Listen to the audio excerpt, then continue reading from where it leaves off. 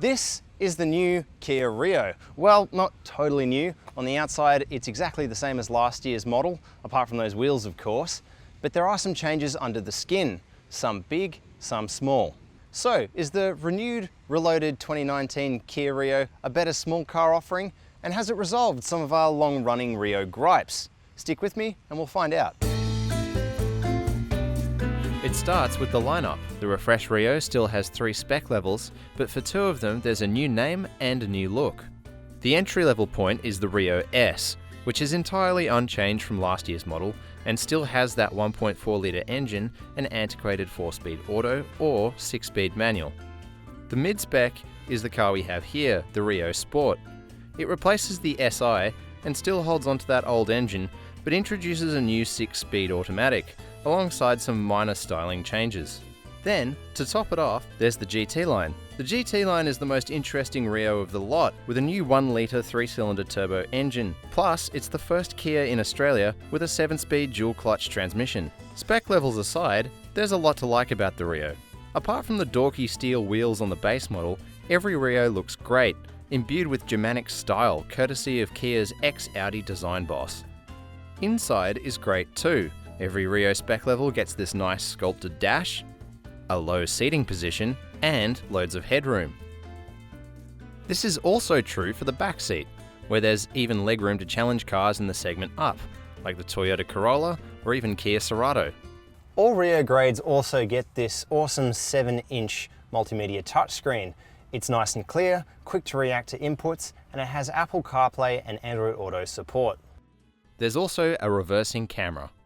All Rios in the range also have a great boot capacity. It's bigger than the Suzuki Swift and the Mazda 2, but it is bested in this segment by the Honda Jazz, Hyundai Accent, and Suzuki Baleno. Speaking of rivals, the Rio faces off against some serious competition. For example, for comparative money, you could have the aforementioned cars, or the Suzuki Swift, Mazda 2, and Toyota Yaris.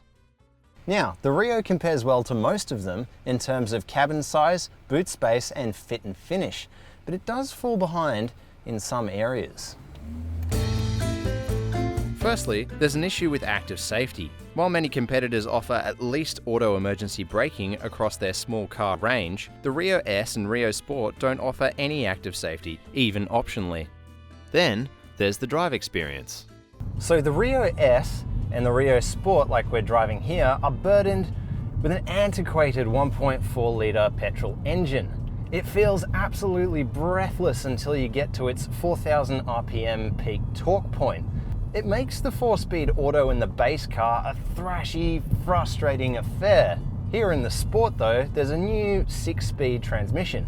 It's smoother, it lets you stick around that peak torque point for a little longer, but getting up there is still a task. Then, inexplicably, up the top of the range, there's a 3-cylinder turbocharged engine in the GT line, which is amazing. It's fast, it feels strong, it has a wider torque band, and the 7-speed dual-clutch transmission that it's mated with is quick and fun to drive. This is all made more frustrating by the fact that all Rios have fantastic locally tuned suspension. They're confident in the corners, ride well on bumps, and the steering is nice and direct. Although, there is a fair amount of cabin noise on any surface that isn't pristine tarmac.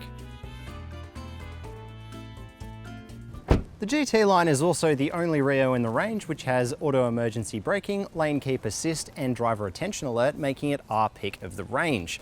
The S and the Sport, like we have here, are still well-equipped, spacious, small cars with excellent multimedia. They're just let down by a dated drive experience and no active safety whatsoever.